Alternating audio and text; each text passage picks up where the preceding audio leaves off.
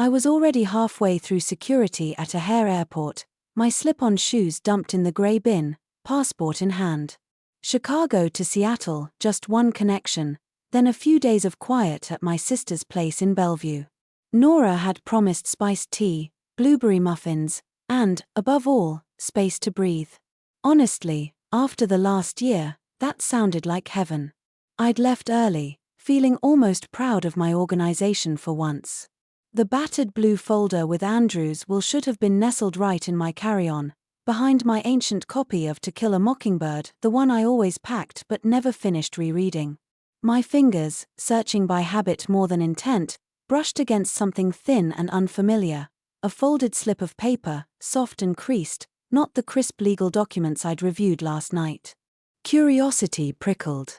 I opened it, expecting some grocery list or old receipt, but it was a screenshot, printed out, from Andrew's email. My heart started beating erratically. From Andrew Whitaker. Time, 1:12 a.m. Message. If anyone asks about power of attorney, don't sign. The real will is still in the study drawer. I blinked hard. Andrew had been gone nearly 2 years. I closed his accounts myself, had stood at the funeral home, phone in hand, deleting contacts and calendar reminders while the world went blurry with grief. There was no way that message could be real. And yet, there it was, his phrasing, his stubborn refusal to trust copies. The real will, he'd always say, like it was an artifact only he truly understood. His actual, annotated, coffee-stained original. The one I was never supposed to let out of the house. With sudden urgency, I unzipped my bag and pulled out the folder. Not the original. The pages here were lighter, the ink not quite as bold. My throat tightened. For a few long seconds, the crowd at the airport faded away. Without another thought, I turned on my heel, slipped my shoes back on, and headed for the exit. My flight would leave without me. I needed to go back to our house in the north suburbs, back to find out if Andrew's warning meant something.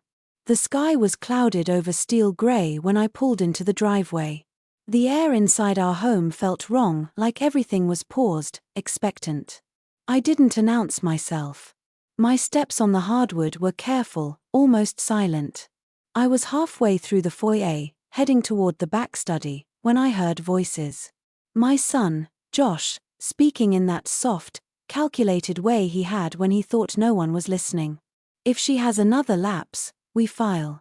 No reason to wait until after New Year's. The sooner, the better. A woman's voice, his wife, Rachel. Measured, with that note of forced sympathy she'd always used on me. I've already spoken to Morgan. He said if there's a consistent pattern, we can expedite it as protective measures. If we document carefully, the court will take it seriously. I stopped, pressed flat against the wall, heart hammering in my chest. Protective. That word stung, sharp and cold. Rachel had always had a way of dressing up her ambition in concern, ever since she and Josh got together in grad school. Even before Andrew passed, she'd drop comments about aging gracefully or managing transitions, all delivered with a practiced smile. Now, as I stood there just a few feet away, invisible in my own house, I heard my life discussed like a legal case, a checklist of decline and guardianship, not a person but a problem to be solved. My breath came shallow and fast. Every maternal memory ached, but beneath the pain, there was a surge of clarity. I knew I couldn't trust them, not with my life, and certainly not with Andrew's wishes. Slowly, I edged back, careful not to creak the floorboards. I slipped outside and closed the door behind me, fingers trembling only a little as I gripped my keys. The late autumn wind whipped at my coat as I sat in the car, staring out at our nearly bare maple tree. Only a few stubborn red leaves clung to the branches, defiant, refusing to let go. I'd worked 3 jobs when Josh was little: lecturer at Roosevelt University, reference librarian at the local branch, translation gigs on the side when I could get them. I'd given up a spot in a graduate writing program to stay close when Josh had pneumonia at 10. I taught him to check facts, to ask hard questions. I'd been there every time he'd fallen. Now he was cataloguing my lapses, filing away evidence to use against me. The pain wasn't confusion, it was recognition. Some deep part of me had always known this was coming. But I'd been too tired, too hopeful, to face it. Until now. I turned the ignition, but didn't drive far.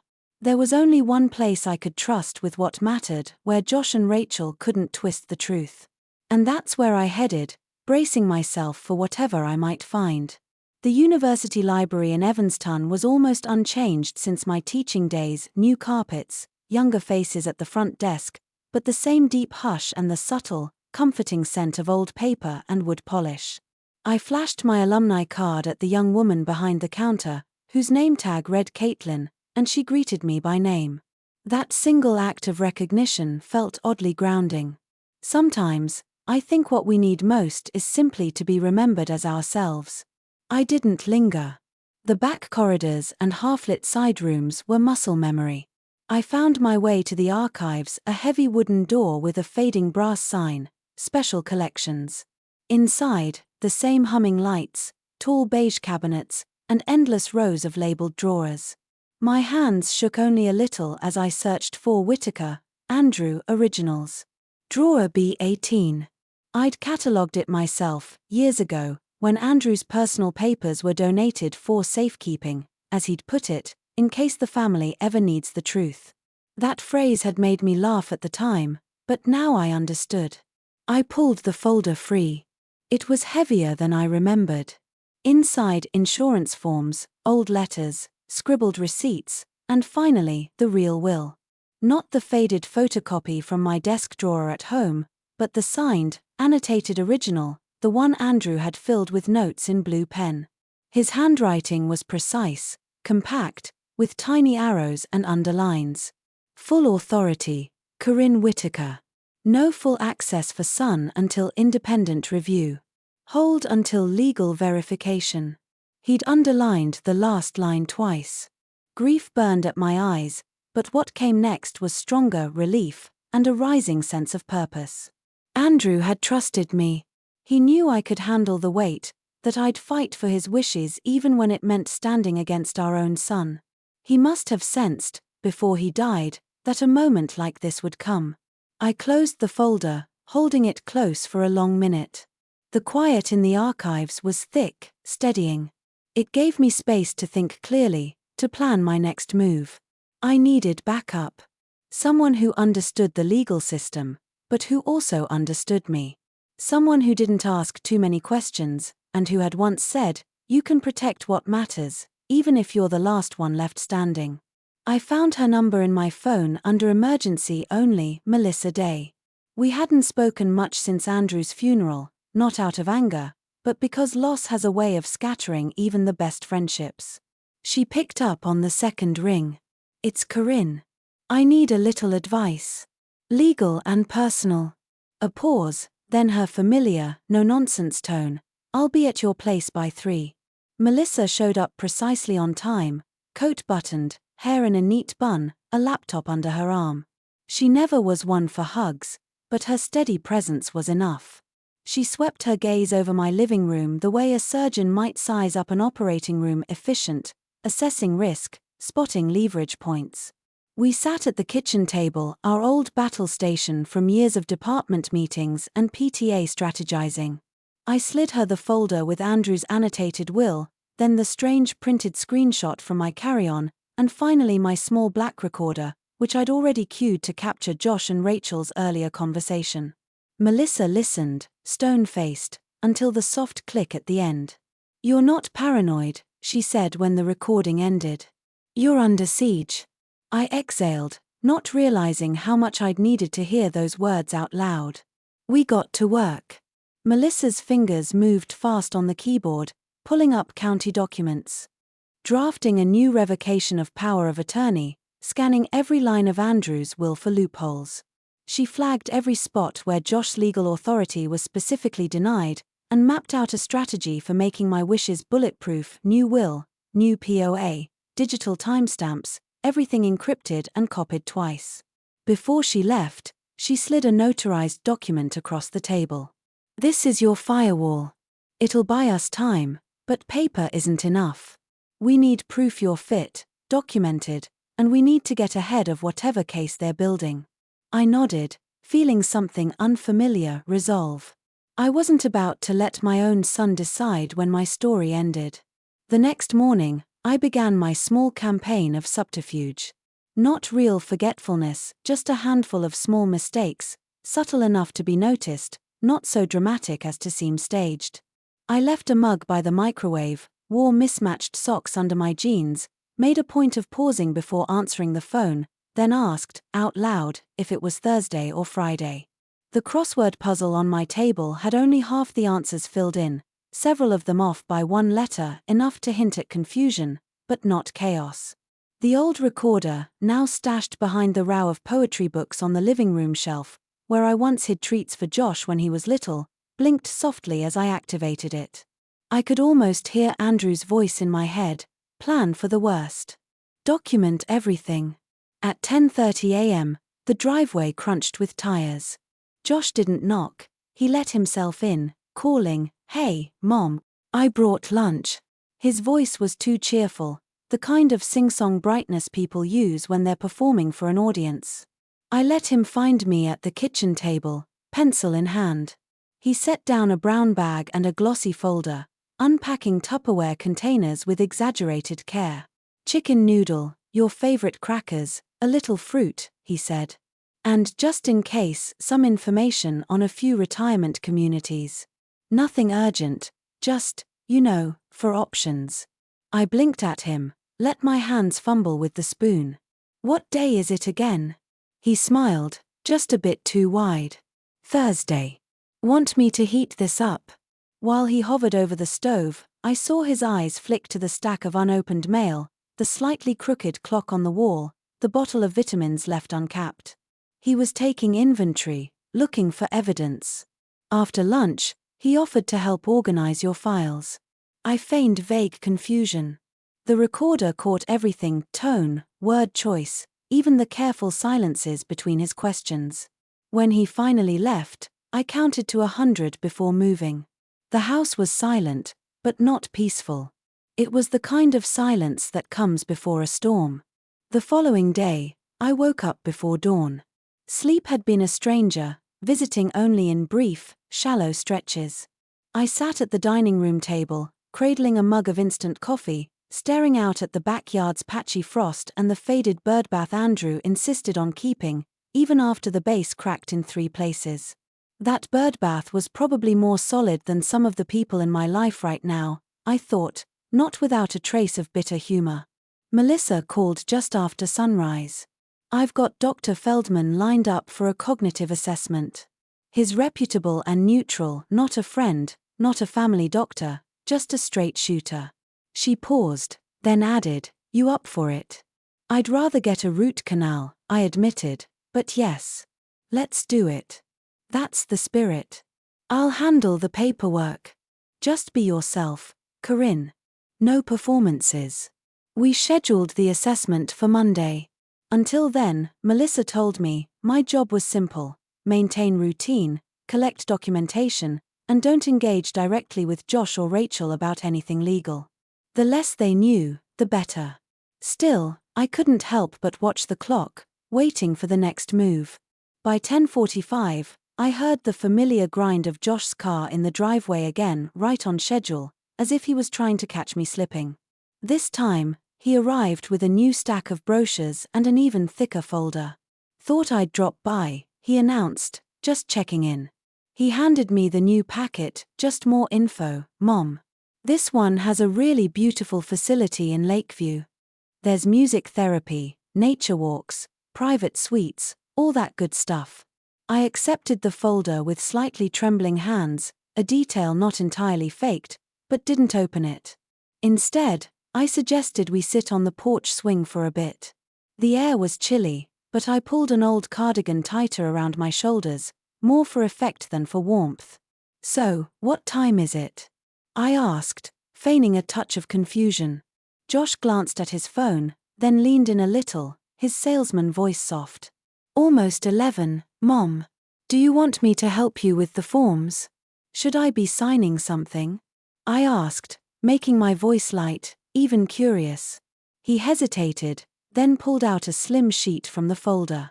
It's just preliminary, just to give the place permission to start an intake file. It's really nothing, just paperwork. I let the page rest on my lap, untouched. Thank you, Josh. Let me look this over later. I always was slow with paperwork, wasn't I?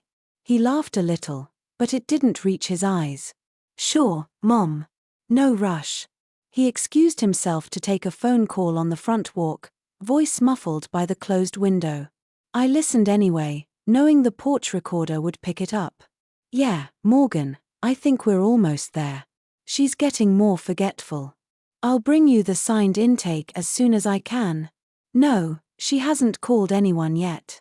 Yeah, Rachel's keeping an eye on her. By the time he came back, the mask of concern was back in place. He brought me a mug of chamomile tea and an overly bright smile. Reminds me of the stuff Dad used to make for you in winter, doesn't it? It does, I agreed, letting the silence stretch as I sipped. When Josh finally left, I waited another 10 minutes, then labeled the porch recording, backed it up on Melissa's secure server, and sat at my desk, breathing deeply. That afternoon, Melissa returned, carrying a leather briefcase and her ever-present laptop. We sat at the kitchen table, my fortress for so many conversations about spelling bees and college essays and mortgage payments.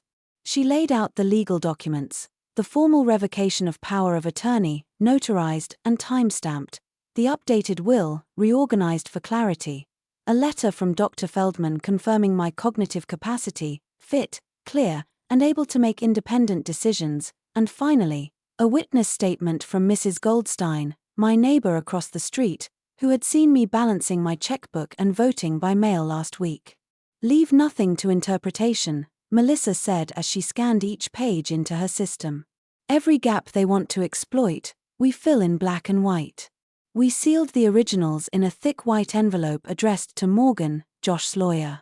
Melissa and I drove together to his office, a nondescript brick building above a pizza parlor. She didn't make an appointment. She just handed the envelope to the receptionist and said, "For Mr. Brooks. Hand delivery, please." On the drive back, we were quiet, the city's familiar grid sliding past the windows. Melissa finally broke the silence. You know, I never thought I'd see the day when you'd be the one outmaneuvering your own son. You always did underestimate your stubborn streak.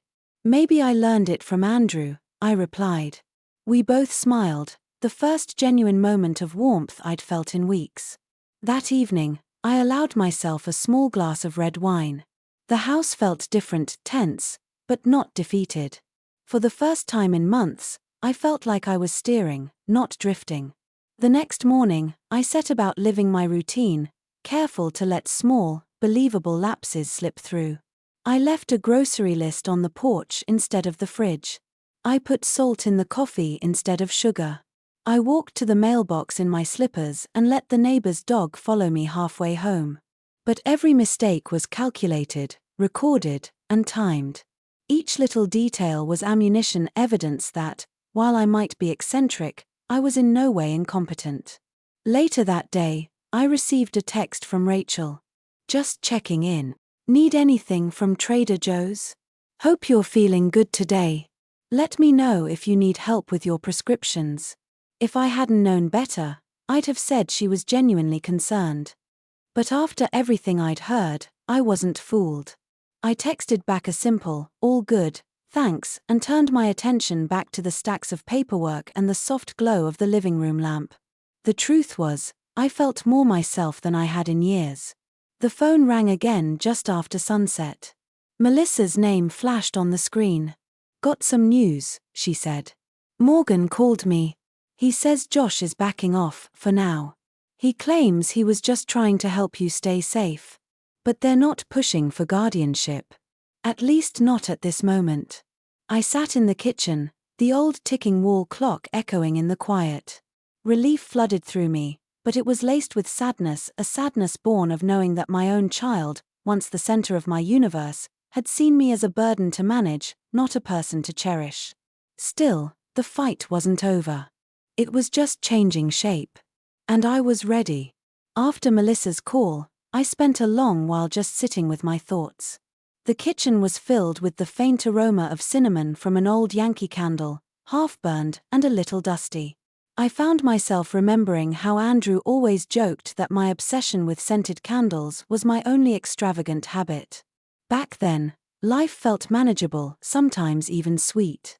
Now, I wondered if it was all an illusion, or if I'd simply ignored the warning signs for too long. That weekend, I took refuge in small routines. I baked banana bread, messy, uneven, full of walnuts, and wrapped half the loaf for Mrs. Goldstein, who always claimed it tasted better than any bakeries. I watered the ferns in the hallway, made a grocery run for exactly 3 items I didn't actually need, and called Nora in Seattle, letting her talk for 20 minutes straight about the merits of backyard composting and yoga for emotional resilience. Her voice, warm and steady, reminded me that there were still safe harbors in this world, even if they were 1,000 miles away. Monday arrived, bright and cold. Dr. Feldman, tall, sandy-haired, with the slight air of a man who spent his life reading quietly in sunlit offices, greeted me in his third-floor suite near the Lakeview Medical Center. "Cognitive assessment, nothing to stress about," he said, in that gentle way doctors have when they want to put you at ease. "Just some questions, a few memory tasks, and a little paperwork." He ran through the tests, dates, precedents, word recall, drawing a clock. I did fine. Not perfect, but fine. At one point, he asked, "Do you ever feel unsafe at home, Mrs. Whitaker?" I paused, then shook my head. "I'm just being cautious. Some people around me see caution as confusion." He smiled, making a note. "Well, you're certainly oriented and aware. If you ever want to talk more, my door's open." Melissa called that afternoon, and I told her how it went. "He'll send the letter by tomorrow," she promised. Clear, official, straightforward. Nothing they can twist. I wanted to believe that was enough, but I knew Rachel and Josh well enough to realize they wouldn't give up easily. People rarely do when power is at stake, especially when they've convinced themselves it's for someone else's good. The next day, the mail arrived in a fat bundle: insurance statements, coupons for car washes, and a large manila envelope from Melissa. Inside was a copy of Dr. Feldman's letter. "Ms. Corinne Whitaker is cognitively intact, capable of managing her own affairs, and shows no signs of impairment." The relief was almost physical. Still, I scanned it twice, then made 3 digital copies, one on my laptop, one on a thumb drive, one on Melissa's cloud system. I'd learned my lesson about backups. As I organized the documents, the doorbell rang. Rachel stood on the porch, holding a Tupperware container and her best neighborly smile. "Chicken pot pie," she announced, handing it over. "Thought you might want something home-cooked." I thanked her, but she lingered, scanning the hallway with the sharp gaze of someone searching for proof. "Josh says you've been a little overwhelmed lately," she began gently. "It's completely understandable, you know, after everything you've been through." "I appreciate your concern, Rachel, but I'm doing fine," I replied. "Just taking things one day at a time." She hesitated, searching my face for cracks in the armor. "If you ever want to talk or need someone to help with bills or appointments, I'm just across town." "We all want what's best for you." I nodded, holding her gaze a second longer than necessary. "I'm sure you do." When she left, I placed the Tupperware in the fridge and set my phone to silent. I wanted to believe there was still some kindness in her gesture, but I'd seen enough to know it was more reconnaissance than compassion. That evening, as I sorted through old family photos, some faded, some crisp as the day they were printed, I stumbled on a shot of Josh, maybe 6 or 7, beaming up at Andrew during a minor league ball game in Joliet. Andrew's arm was draped over Josh's shoulders, both of them sunburned and smiling, the world still full of easy promises. I wondered when exactly things had shifted, when my son had stopped seeing me as his anchor and started viewing me as a problem to solve. The next day, I put my own plan into motion. I started with small things, rearranged the kitchen cabinets so the coffee mugs were where the plates used to be, left a few sticky notes for myself in bright blue marker: "Call Nora, refill prescription, check battery in smoke alarm. All small signals of independence, none of them staged, just small reminders that I still had control. Melissa and I met at the old diner near the courthouse, sharing burnt coffee and blueberry pancakes. She reviewed the updated legal packet and smiled. It's tight. The will, POA, doctor's letter, neighbor's affidavit, nothing gets through unless they want to make fools of themselves in court. What if they do? I asked, swirling my coffee. Then we'll let them. I've seen judges throw out guardianship petitions faster than you can say abuse of process. I couldn't help but laugh, a quick, unexpected burst. For the first time in weeks, I felt something like hope. Just as we finished, my phone buzzed with a text from Josh. Could we talk tonight? Just want to make sure you're okay. Melissa arched an eyebrow. Expect the charm offensive. Remember, facts, not feelings. That evening, as dusk settled over the neighborhood, I made a pot of herbal tea, arranged the living room to look as ordinary as possible, and waited for Josh's knock. He arrived, carrying a small bouquet of grocery store tulips, the kind that wilt if you look at them sideways. He sat on the edge of the couch, glancing at the pile of paperwork on the coffee table. You seem busy, he ventured, eyeing the notarized documents. Just tidying up some things, I replied. Trying to get my affairs in order. You know how your dad was about paperwork. He nodded, shifting in his seat. Mom, I want to help, but I also want to make sure you're really okay. If you're struggling, there's no shame in asking for help. I smiled, letting just a flicker of exhaustion show. I know, Josh. I do appreciate your concern. But I'm not helpless. I promise you, I still have all my marbles. He laughed, genuine this time. You always were stubborn. I reached across and squeezed his hand. You get that from both sides of the family. After he left, I felt lighter, almost as if I'd finally reminded him, and myself, that I wasn't ready to be packed away in a facility, no matter how many brochures he brought. As I tidied the living room, I caught my reflection in the window, older, maybe, but steady, eyes clear. For the first time in a long while, I didn't feel invisible. The fight wasn't over. But I was ready for whatever came next. Over the next few days, my house became a fortress of quiet activity. I labeled folders, scanned documents, created backups on 2 separate cloud drives, and placed the most critical papers in a fireproof box under the bed. I even drafted a brief summary of the situation in plain language, just in case someone outside the family ever needed to understand what happened. Maybe it was overkill, but after everything with Josh and Rachel, I didn't trust anyone's memory but my own. Melissa dropped by again with her signature no-nonsense energy, her hair pulled back so tightly it could repel rain. Corinne, it's time to think about the long game, she said, settling in at the kitchen table with her tablet. We need a witness outside your usual circle. Someone with credibility who's seen you functioning independently. Anyone come to mind? I thought for a moment, then snapped my fingers. The postmaster, Mrs. Daniels. She's seen me every week for the last 3 years, always chatting about stamps and package tracking. Melissa grinned. Perfect. I'll draft a statement for her signature.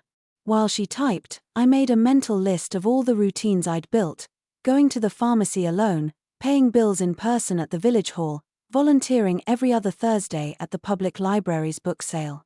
These were the threads of a life still in motion, not unraveling. And as I thought about it, something inside me straightened like a beam settling in a storm. That weekend, I took the train downtown, something I hadn't done in months. The city was buzzing with winter's stubbornness, grey skies, sharp wind, bundled crowds hustling between coffee shops and bus stops. I stopped by my old university department, dropping off a copy of my latest article for the faculty newsletter.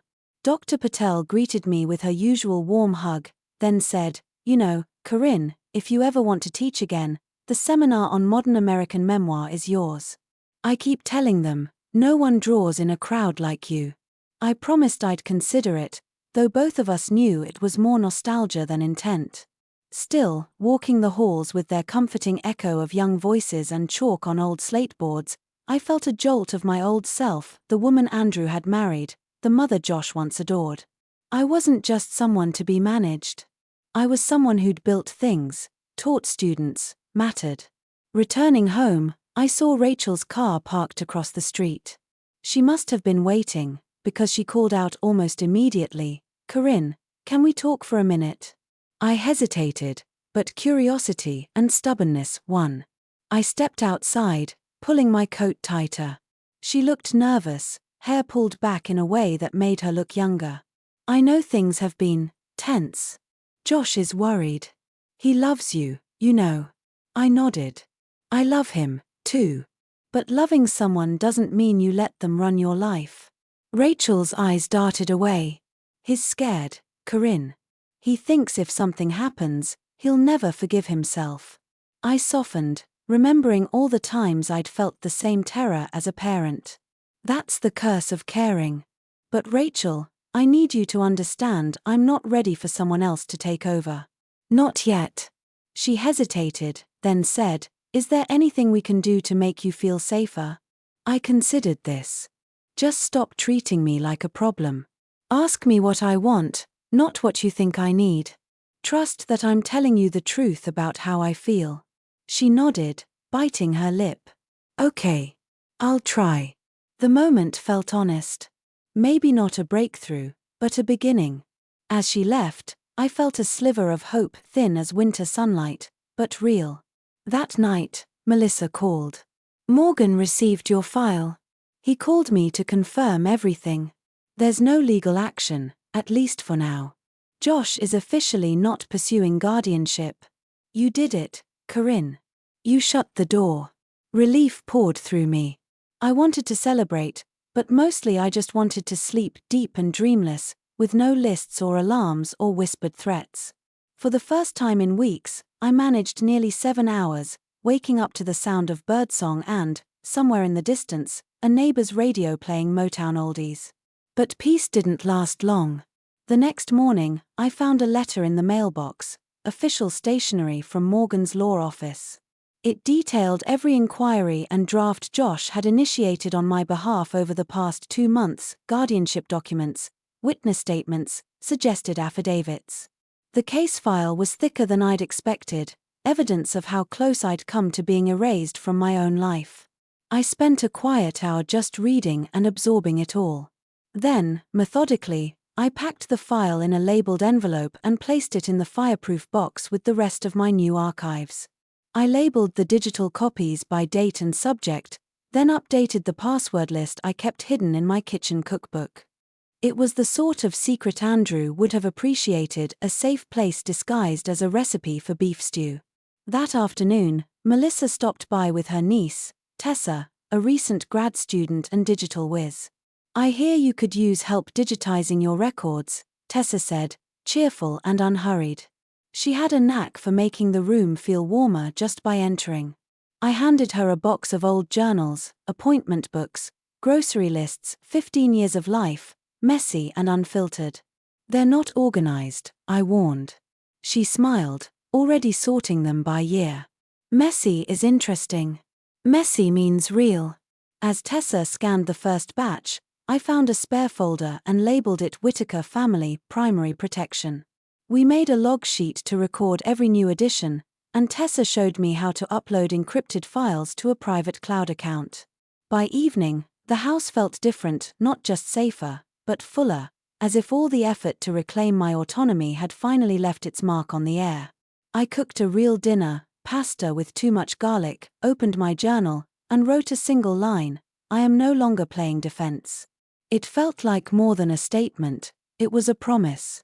Before bed, I heard Tessa humming an old folk song in the guest room, the sound comforting as a lullaby. The house was alive again, and so was I.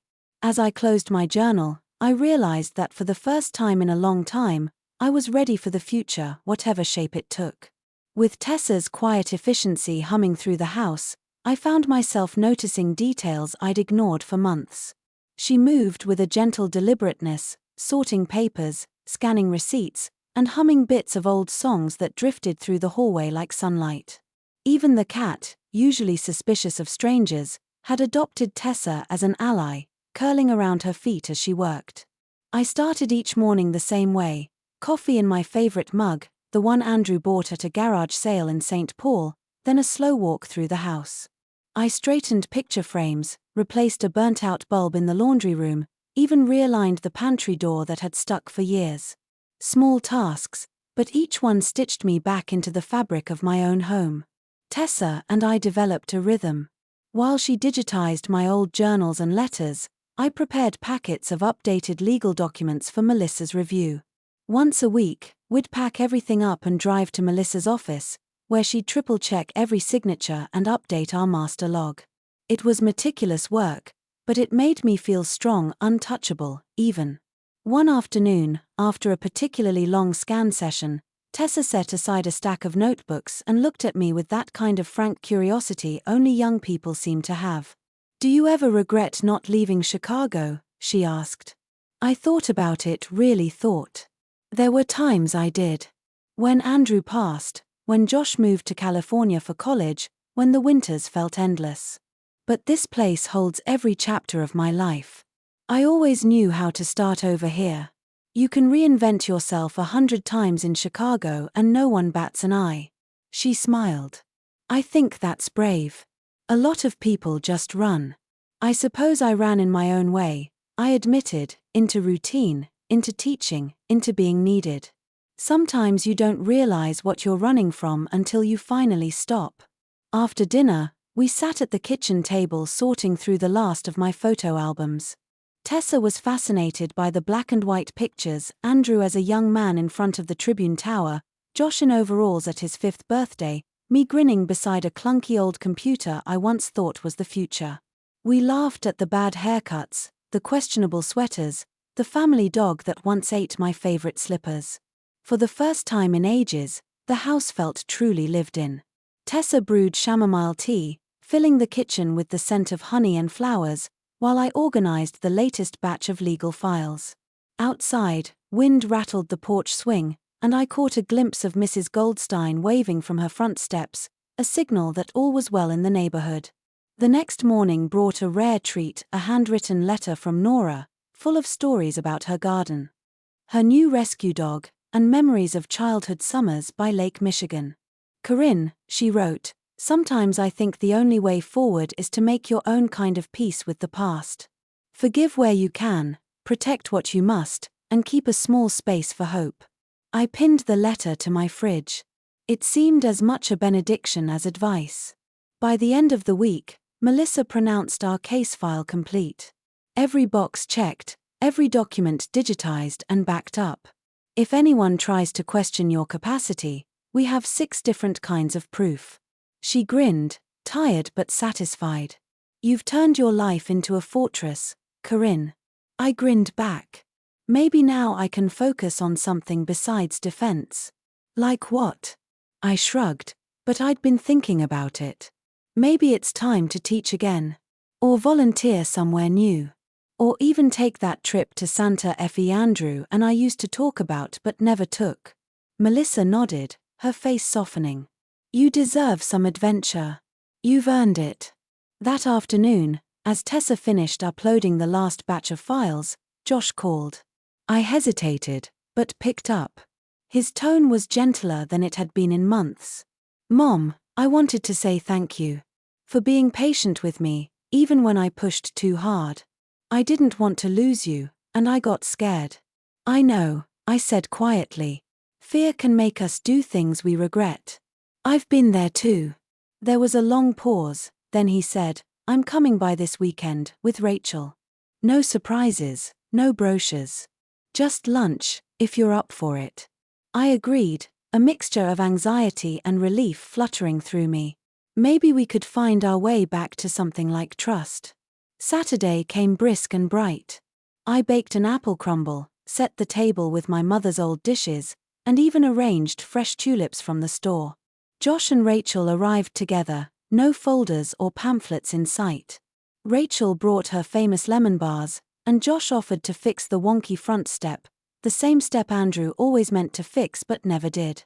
Lunch was easy, the conversation casual, updates about work, stories about neighbors, and a little bit of laughter over old family photos.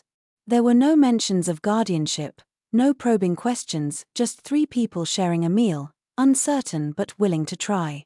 Afterward, as we cleared the table, Rachel turned to me. "Corinne, I owe you an apology. I was so focused on doing what I thought was right that I stopped listening to what you actually wanted. I'm sorry for not trusting you." I looked at her, then at Josh, and saw genuine regret and something else, respect. "Thank you, Rachel. That means a lot. I know how hard it can be to admit when we're wrong." Josh squeezed my shoulder. "We want you in our lives, Mom. However you want that to look." For a moment, the world was simple again. When they left, the house felt full of warmth, of possibility, of second chances.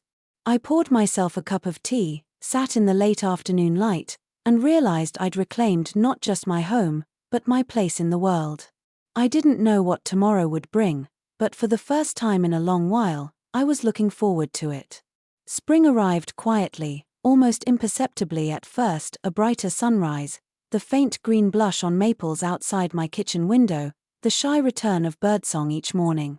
With winter finally loosening its grip, my world began to open again, one small act of ordinary courage at a time. After that lunch with Josh and Rachel, a gentle routine settled over my days. Tessa moved out, taking a new job at the Chicago Public Library, but she left behind a gift, a hand-painted box for my journals, and a simple note: "You taught me more than any professor ever could. Thank you for showing me what resilience looks like up close." Her absence made the house quieter, but the sense of companionship lingered in the space we'd restored together. I leaned into the new quiet. Every morning, I'd take coffee onto the porch and sit among potted herbs I'd nearly let die last year, feeling the peace that comes when you know your boundaries have been defended and, at last, respected. I started volunteering at the library again, first shelving books, then helping teens prepare for college entrance exams. It was good to be needed for something besides being a cautionary tale. Once a week, I met Melissa at the cafe near the university. We talked less about legal strategy and more about literature, travel, even silly things like which bakery had the best scones. We never agreed, which became a running joke. The friendship, once half buried by loss and distraction, bloomed again. I also reconnected with Nora, first through long phone calls and then in person when she came to visit.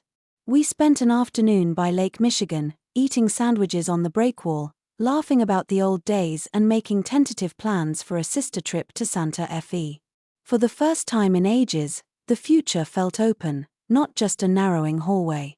The house, once a battlefield, was now a haven.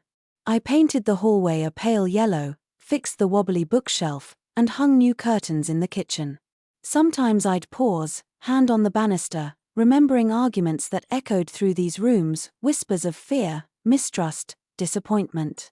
But the echoes faded, replaced by the softer sounds of real life, laughter with friends, the click of Tessa's keyboard, the gentle clink of plates after dinner with Josh and Rachel. One afternoon, a thick envelope arrived by courier, a final packet from Morgan's office. Inside was a full record of every guardianship motion, every concerned email and drafted affidavit. The evidence of just how close I'd come to being erased. I read through it slowly, letting the truth settle in, then placed it, along with all my other documents, into the fireproof box. I wasn't afraid anymore, but I understood the value of memory, of evidence, of telling my own story. I marked the box with a label in Tessa's neat handwriting. Corinne Whitaker, Primary Records. Trusted. As spring turned to summer, family dinners became a regular thing again. Not every week, and never forced. Josh and Rachel brought food, helped in the kitchen, told stories that didn't always include subtle checks for lapses in my memory. There were still difficult moments, awkward silences, the temptation to dwell on what had nearly been lost, but the balance was different now. We were three adults, rebuilding trust in fits and starts. One warm Sunday, Josh and I took a walk around the old neighborhood. He pointed out the changes, the new bakery, the park renovations, the mural on the side of the community center. There was a moment, standing beneath the wide canopy of the old oaks, when he squeezed my hand. I was scared, Mom. I know I pushed too hard. But I see now you weren't slipping. You were holding on. I squeezed back, feeling tears prick my eyes. I was. And I always will, for myself and for you. When we got back, I found myself reaching for my journal, a habit that had anchored me through storm and calm alike. This time, instead of a defense or an inventory of evidence, I wrote a single, new line. Let yourself breathe, Corinne. You are here, you are whole, and you get to write the next chapter. There is a special kind of freedom in knowing you are no longer just defending your life, but living it on your own terms. The house was different now, light streaming in through the kitchen window, a new calendar on the wall filled with things I wanted to do, garden club meetings, book talks at the library, a day trip to the Art Institute with Melissa, Sunday phone calls with Nora, maybe even a new writing project. Somewhere deep down, I knew that the past would never disappear, and the wounds would always leave a trace. But they were just that, a trace, not the whole story. I'd learned to ask for help, to set boundaries, and to forgive not because others deserved it, but because I did. Late one evening, as I sat on the porch listening to the wind, Josh called just to say goodnight. There was no agenda, no checklist, just a son reaching out to his mother. Love you, Mom, he said softly. I love you, too, Josh. Always. As I hung up and looked out into the night, the city lights flickered, ordinary and steadfast.